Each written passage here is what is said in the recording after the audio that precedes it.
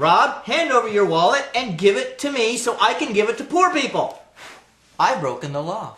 But when you say to another group of people called the state, you go out, use this authority that you pretend to have, and you go to Rob. Rob, I am the state. Hand over your wallet, or I will incarcerate you, or I will kill you. And I'm going to give it to you. And then you say, see, it's okay. It's not theft. It's taxes.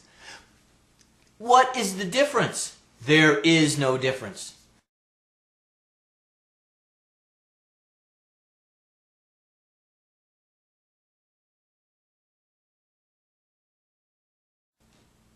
The state was created for one purpose: to protect you from force, fraud, and violence. Yet it is the state that does what? Imposes force, fraud, and violence upon you.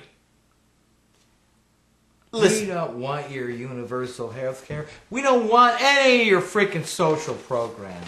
Because that keeps you enslaved. The more you have government programs, the more you are then at the mercy. And all of these taxes, like this, quote, tax on sugary drinks, you know, it has nothing to do with obesity. That was the cover-up.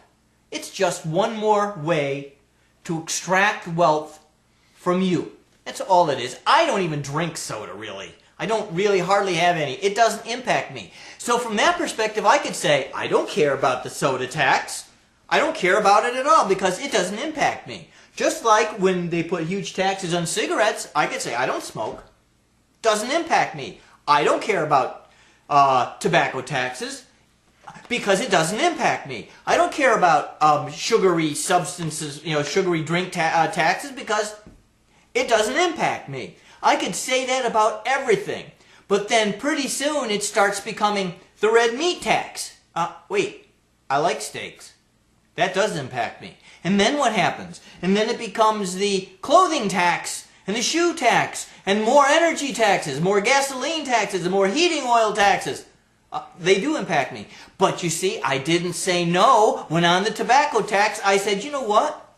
You're imposing a cost on a small group of people. On the sugary substance, the sugary food tax, on the Arizona tea. Then I'm saying, when I say I don't care, I'm saying I don't care about the state taking advantage of other people. So I am putting my foot down. Putting my foot down that this is enough. I've had enough. The line in the sand. You see, it's up to free will. It's up to the individual. And it has to be stop the state in terms of both grabbing money whenever it can and implementing it under social control. Cell phone in the car, social control. We're going to tax you. As a matter of fact, Rob, seatbelts.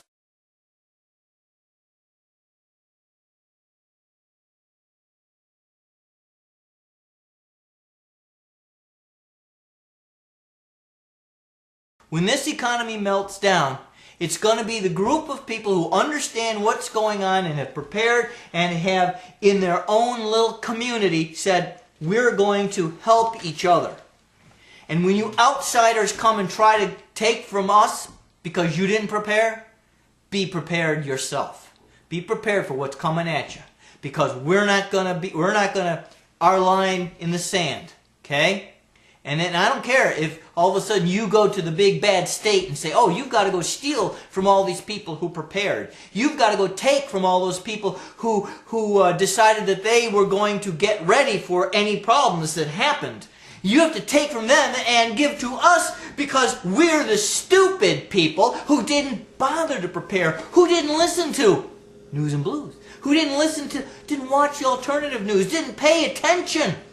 We're so stupid, like the same people who decided that they were going to buy a $400,000 house when they didn't even have a $200 a week job. Yeah.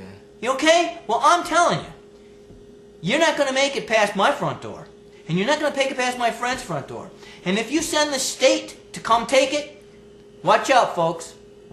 Because there will be hell to pay. Yep. I'm telling you right now, and it's not just me, and it's not just Rob, and it's not just our group. There's people all around this country who are getting prepared and know what's going on. And all of us, you know what, there's people who go out to these 15-degree days and show what you really think. So if we're out there on a 15-degree day trying to show what we really think now, do you think we're going to back off when the economy melts down and you're coming to our house to steal? Be prepared if you want to come steal. Send your finest, or your less than finest, because you're not making it past my front door. And I believe that the fine officer from Binghamton's finest police, whose name I will not mention, doesn't disagree with me on this. And you know what? I got one mention. I got a kudos to Patterson. Of all of the Democrats in this state that he could have picked to put in to the Senate position behind that loser, Israel-supporting traitor, Clinton, yeah, who our savior, Barack Obama, was Kristen Gillibrand. Probably of all the Democrats in New York State, she's probably the most common sense of all of them, including the fact that she believes and understands guns. So, I give you kudos, Mr. Patterson. I knew you weren't going to put anybody other than a Democrat in.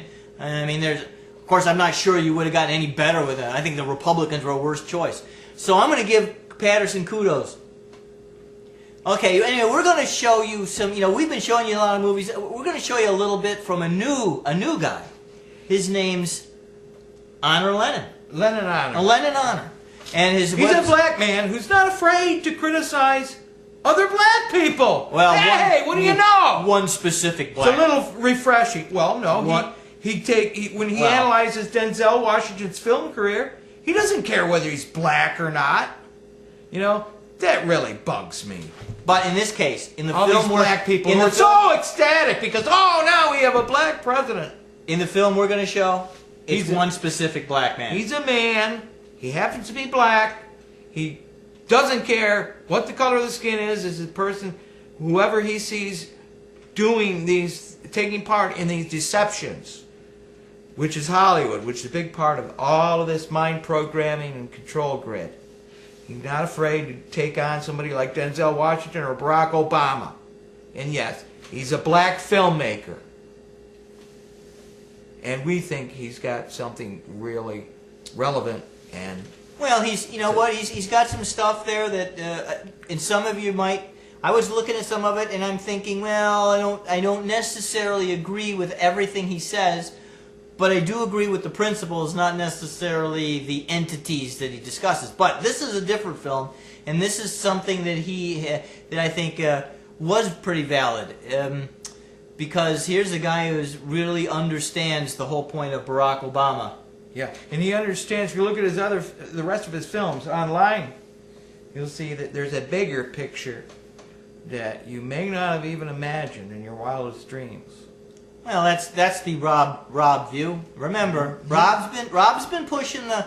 Rob's been, pushing the envelope. Pushing the envelope with David Icke and Max. Scott is learning some new things too. Yeah, I'm more willing to look at this now than I was before, only because I listened a little bit more, and maybe that's what you need. But we're not going to push any of this on you. This is all. If you want to watch it, fine. If not, you're not ready yet. Even if you look at it and discuss it and say, well, I don't agree with it because. But you know what? There's always the baby bathwater argument thing that always is going on out there. But so today, before you show the film, I just want to view today. We went to the Washington Street Bridge. We got involved. We wish more people had been out there. I'm a little angry that some of the people who consider themselves, freedom lovers, patriots, who want to get rid of the system didn't show up. But we welcome the media. They showed up, and we really think, and I really appreciate those who did show up. They showed their courage. And I also thank one of Binghamton's finest for giving us kudos, giving us thumbs up for what we were doing. And I give him thumbs up for what he's doing because he seems like a really good guy. And I really hope the rest of the Binghamton police follow his example. And you know what? We'll have to see you next time. And man, we got so much stuff, Rob. We always seem to run out of time. Yeah, we would love it if you would follow up with some of these filmmakers.